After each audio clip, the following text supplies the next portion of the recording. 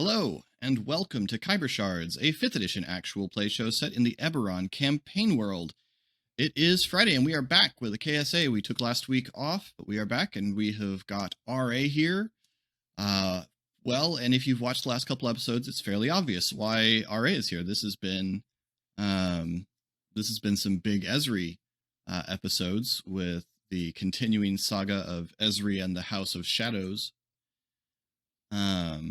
So we're going to dive into questions because just about everything I think I would ask is asked by one of our wonderful viewers.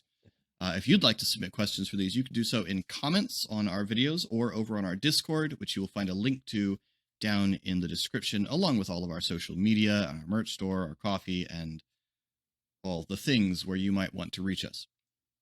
Our first question comes from Nathan. And it is for RA and not for Esri. How's parenting going? Well, good. It's not parenting at this stage is very limited. I've found so far. It's almost entirely biological, in nature, but it's going well. Nathan also asks, not a lot to add to that. Nathan asks how your kid's doing. He's well. Everything's still going fine. Yeah, everyone's healthy. Everything's going about as smoothly as I suppose one could expect it to. It is just I don't. This is the first kid, so I don't have anything to personally compare it to, but I can imagine it being much harder than it has been. So yeah. We're thankful for that. Unlike our viewers, I have met the child, and I can tell you that he is adorable. Laura asks a very pressing question. Yeah, on that subject. How long until your child can play D&D? Well, I don't know. We have very limited communication between us at the moment. It consists mostly of whether or not he is unhappy or asleep, and those are his two emotions primarily. So who knows if he'll ever even want to. He will certainly have the option at some point in the future to do so, but I imagine we're a great deal away from that. Great deal of time away from that. I mean, I think the box for D&D says something like 12 and up. So if we take D&D's advice, we're a decade or so away from that. But if he's inclined towards gaming, he's going to have as much opportunity as early as possible as he might wish. Not everyone is. So yeah, based on the adults that will surround him while he grows up, I think the opportunity will be obvious. Yeah. And then very optimistically, Laura asks, will he guest star on Khyber Shards? No. I think it's unlikely that Khyber Shards is still going by the time that by the time that he can even talk well. We haven't for that sort of thing. We haven't arrived at a decision about whether or not he'll make an appearance.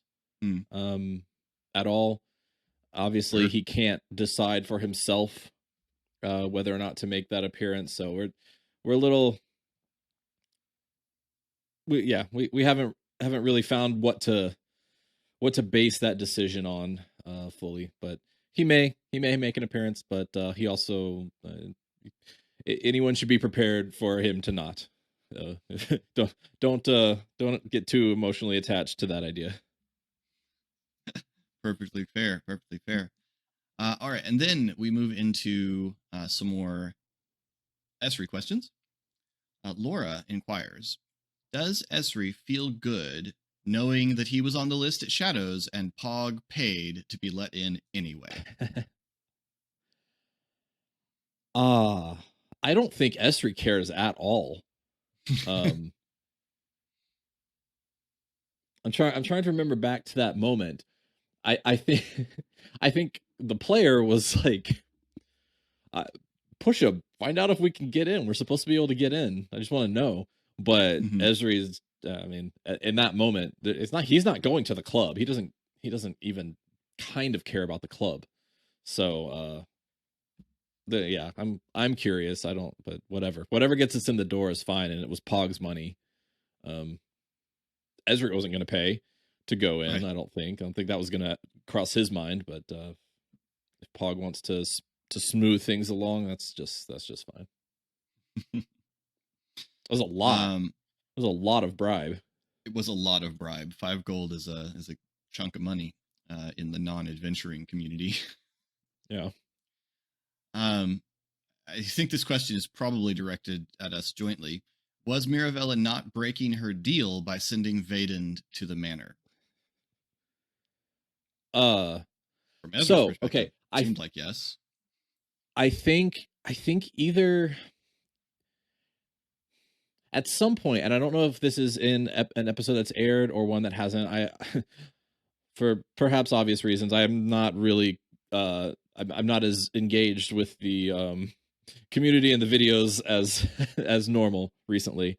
So I can't remember when I say this. I'm pretty sure Esri, as he remembers it, she never agreed not to send someone. But I did watch the episode. I did watch their conversation, and she definitely did agree. That, yeah. So yeah, without a doubt, I don't think without any. There's no ambiguity. She didn't. She broke her word. On that.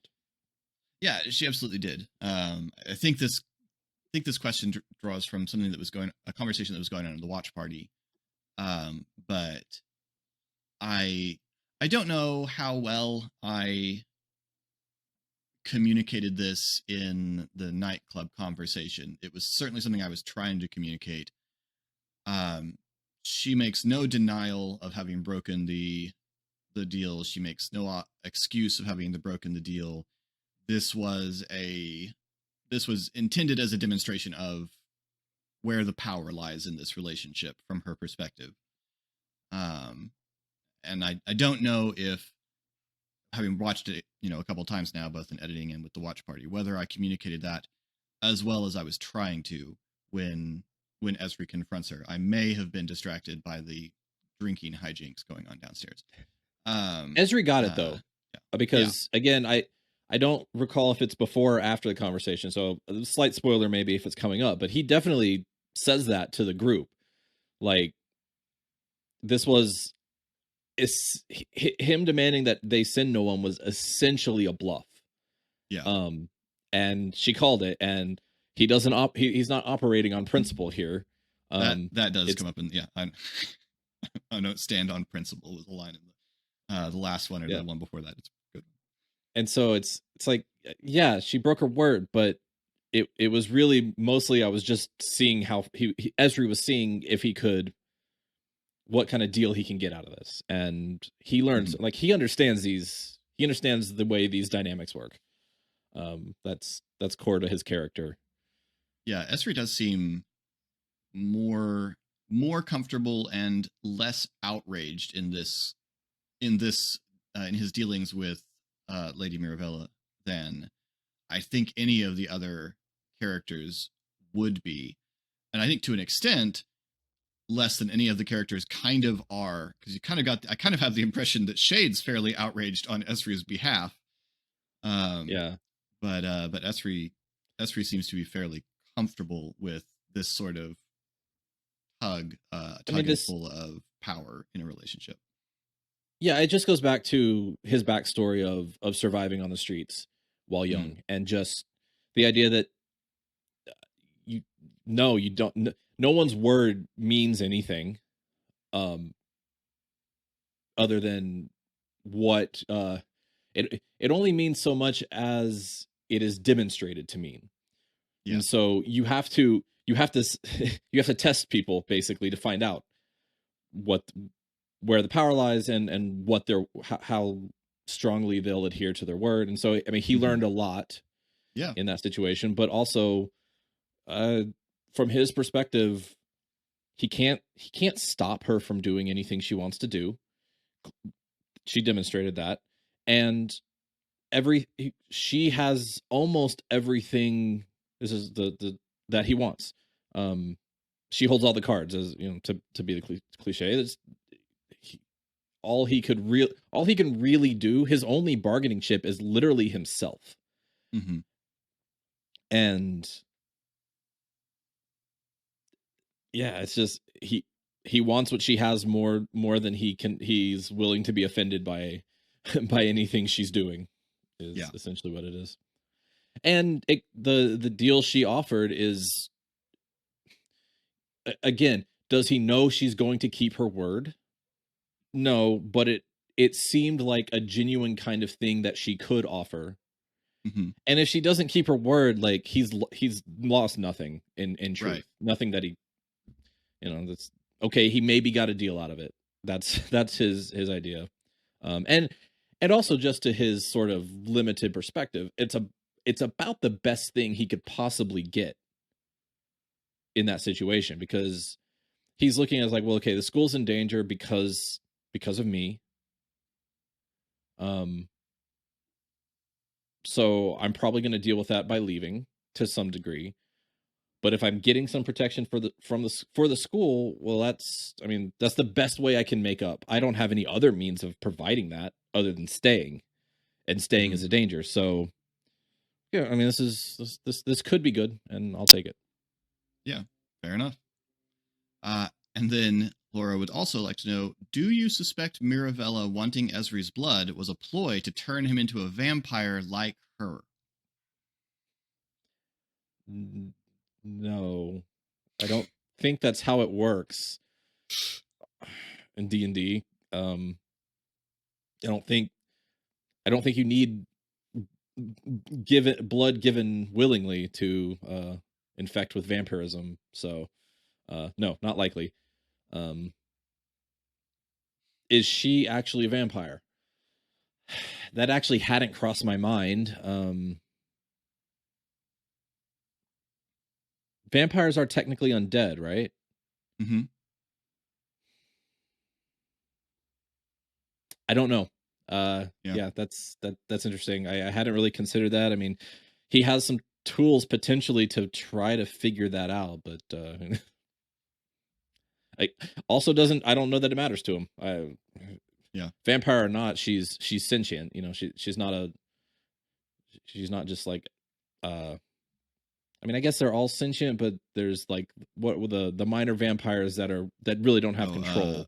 Vampire spawn. Yeah, and so regardless, he's dealing with her. She has what he wants. Doesn't matter what she is, really. Fair enough. So Emily has been asking the whole cast this, and Casey implied an answer for you last time she was on. Emily says, Casey implied that you're not generally a fan of time travel in stories. Is this true? And what story, if any, do you think did time travel best? Yeah, I mean, that's putting it lightly. Time travel is one of those things that I almost universally hate in stories. I mean, okay, something like Back to the Future, where it's just very loose with it and it's just fun. Okay, fine. They're not trying to. They're really not trying to sell you on it being logically consistent. But, I think she gave this answer. Primer is like the best version of it, because it was written by an engineer trying to make the most logically consistent time travel story possible, and did it on $5,000 budget. Like it's Wow. Yeah, it's a magnificent film, particularly for the budget. Yeah. It's one of the had to watch it. I think the third viewing is when I put everything together correctly. It's quite a mind bender. But yeah, generally speaking, I just it offends me in its logic, because it's just, you can't make it make perfect sense. Right. So usually I think it's a crutch. It's for me for me it's right up there with dream sequences as narrative or as storytelling. It's like you just couldn't find a way to do it And sorry, I don't mean to be taking down. I very much appreciate you bringing Esri back from the dead via the method you did. But yeah, it's just like that, man. That's what got me with Wheel of Time so strong. It's like half the books are just spent in dream sequences, and I just when do I get past this? That was kind of the thing that killed me on Wheel of Time too. I don't mind time travel as much as that, but I do have a thing where I do not like dream sequences that are I specifically dislike, and I think most people do, and then they woke up because it was a dream sort of thing. Like Sure, this is a the way of Dallas. doing it. It's like an episode of Star Trek where they get stuck in a time loop. This is just a way for you to do something shocking with no consequences. Yeah, there's that, and then there's also, I guess, kind of what I was saying before. It's just sort of a substitute for a monologue. Like you want to get information in there, and there's no reason this would happen in any sort of organic way. Dream. Yeah. Emily asks, are you and Casey planning on dressing up the baby for this Halloween, for their first Halloween? We have not made plans for that. Traditionally, I'm a huge Halloween fan. That's my their thing. house is the Halloween house on their street. Yeah.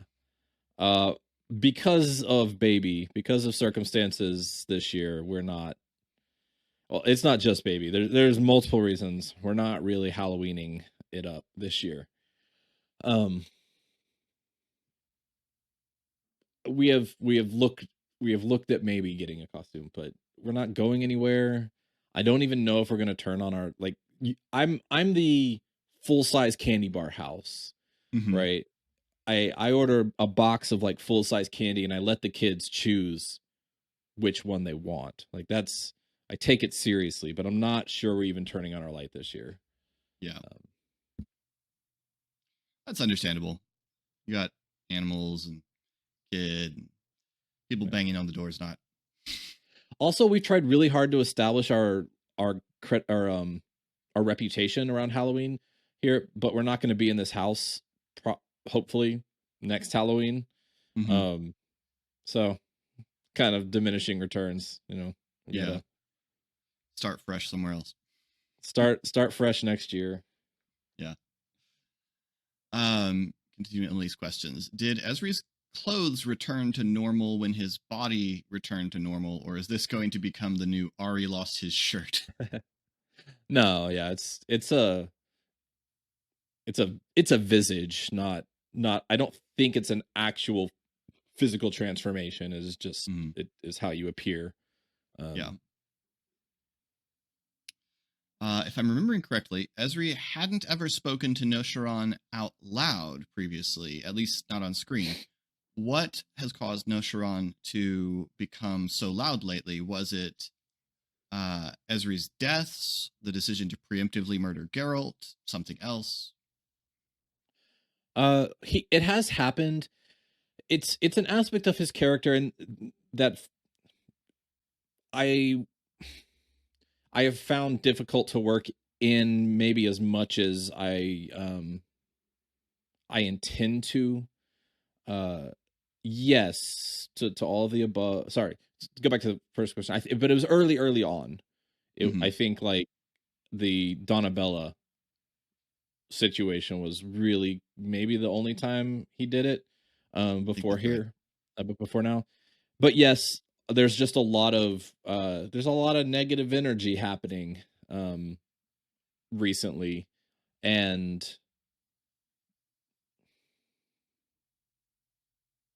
just trying to think the idea of Arandis, that whole side of things is very very anti path of light in my imagining.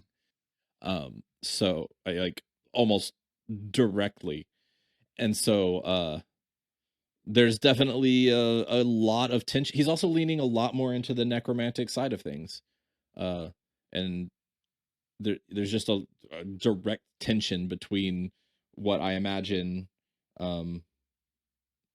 the what is it? They're quarry, but what's their Corey. technical? Oh, oh, I blast. forgot. It just went out of my head too. The rebellious quarry. Yeah. Whatever their technical title is. I just feel like that she can't be on board with any of this, and would very much like him to abandon that entire path. So yeah, it's something I'm trying to bring more into, but actually I can, because I remember the next few episodes it falls off to where I had brought it, and that was due to distance between recording and just not doing a good job of recentering my character on where they were when we had stopped before. I'm gonna have to work really hard on that. We've taken I think we've mentioned this, a pretty big break. We worked up a decent buffer of episodes since mid-September. Yeah, for the baby. So when we get back to it, I'm gonna have to sit down and probably write out some notes about, like, okay, where was Esri in everything, and try to find the character again. Yeah, fair enough. Continuing with Emily, I've been pleasantly surprised by Esri's interactions with Thora in the past several episodes, especially considering that he used to be the Strike Force member who was the least willing to trust her. Would you be willing to elaborate on the character development and what made you choose this for Esri? Actually, I think it's fairly straightforward.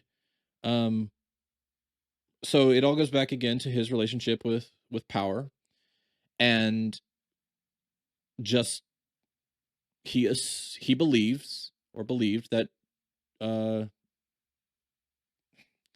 that she was going to use them, or that it was most likely that the intention was to be used because of who they were. But the direct comparison between Dane and Thora, and how Thora reacted to Dane's situation vis-a-vis the Strike Force, basically tipped him over the edge of, if she was ever going to directly coerce them into putting themselves into danger, that's when it was going to be. And she went out of her way to not do that. And even when it was Esri who realized pretty quickly, you can't go. Like, if you go, this is all this is all over, or at least it's wherever it's heading, it's going to get there immediately. And even then, she just went out of her way not to force their hand. And so that comparison just made him realize he could trust her, and that's kind of how he is. It's all or nothing when it comes to those kinds of things. I don't trust you. Now that I trust you, okay, you're in. And it can be broken very easily. He is that way as well. If she goes back on that, it would be a big problem for him. But yeah, it's just, and also just there's this ongoing thread of, well, again, with the Dane situation, Esri made decisions that, while I don't think he would go back and say they were the wrong decisions to have made, in the sense that, like, with the information he had, he would still make the same decisions, but they were the wrong decisions ultimately. They turned out for the worse in multiple ways. And so, and that's happened to Pog, he thinks, is acting very irrationally recently. Not even really trying to think through things.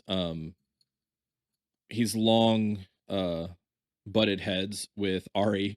They keep kind of crossing, really, is how things are going. It's just very much in Serenity. I love the scene with the twins, Mingo and Fanti, and he says, what does he say? you run when you want to fight when you want to deal. And that's how Esri feels about Ari. It's like, and probably vice versa. Like they both feel like you're doing the wrong thing when you should. And so, and then Shade's consistent, but not overly thoughtful in how she approaches situations. She's got a viewpoint and she sticks to it. So all of that to say that Esri's come to the conclusion that of their inner circle here, Thor is the one who makes the best decisions and has the best information with which to make those decisions. And so, in as much as he can, he'll let her at this point. Current events, he can't let her make some decisions because he feels like he has to make what even he acknowledges is likely overall an unwise decision. Yeah. But yeah, that's where it is. He has come around to trusting her, and it's not worth it's not worth forcing her to convince him at this point. Okay. And then Emily's last set of questions here. If I didn't have the context, Esri's actions after the meeting with Mirabella, I assume this is referring to him starting to give away all his stuff, would feel like a very big red flag for him attempting to harm himself. Was that, were you trying to send red flags? Was that intentional? Was this supposed to be something's wrong with Esri? So, yeah, let me unpack that. Because I think someone brought this up, and maybe it was Emily in Discord during that. So first of all, I apologize if that was triggering for anyone. It was not very specifically directly the intent to be a highly negative thing. It was definitely it was meant to signal Esri thinks he might not be coming back. And he thinks he might be going to a place where something like the Sentira staff, maybe he shouldn't bring that. Doesn't seem like he should bring that. And he got it at the mansion. It seemed it should go to it should be available for someone who can make use of it. Same thing with so all of that is really more about just tying up if you were going away for a while, and so to that part of it, yes, to an extent, because he is doing something that may be harmful to him, and one way or another might mean he's not coming back. It was not meant to, and again, I apologize, it was not meant to evoke suicide directly. It in the moment, it was really meant to be. He didn't want to engage in this conversation because he knew what his vote was, and he knew he was doing this thing that even it didn't really matter what everyone else decided at this point. Like it was, y'all can come along, but I've got a thing I've got to do. And so it was really more meant to be sort of a semi-humorous like way to break up this very serious discussion, and also just sort of indicate where he was in his mind space. Yeah. Cool. Had the question about the baby and Halloween costumes, and lastly, as a lighthearted palate cleanser, what would Esri's favorite ice cream flavor be?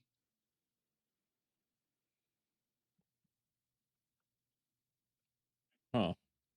I was thinking some kind of tea, like some sort of tea flavor, Yeah, like green tea ice cream or something. Green tea ice cream is wonderful. That's depends. I'm trying to decide if he likes sweets. Okay. Like maybe a savory ice cream, like a good portobello. I'm sure I don't somebody's know. done it. Yeah, I mean, there's bacon I flavored mean, ice cream, so surely. sure. Yeah. Though. Oh, if you ever watched Iron Chef, they do savory ice creams all the time. Oh, do they? Sound Okay. horrible to me, but I do love a Thai tea, or a Thai tea and Thai coffee ice cream are wonderful. So yeah, something Cool. along those lines would be good. Nice. Well, None. that is. Oh. Well, I was gonna say, trying to think how he would react to like magical topping jar. Oh, yeah. But yeah, I think it'd be fine with Ezra it. was not invited along to Ben and Jerry's. Yeah. Well, that is all of our questions for today. So thank you all so much for submitting them. It was always fun to dig into the characters' actions and motivations through your questions. So please continue to do that. New episodes of Khyber Shards drop every single Monday right here on the Laughing Tree YouTube channel. New Khyber Shards answers every Friday. And until next time, thanks for rolling with us.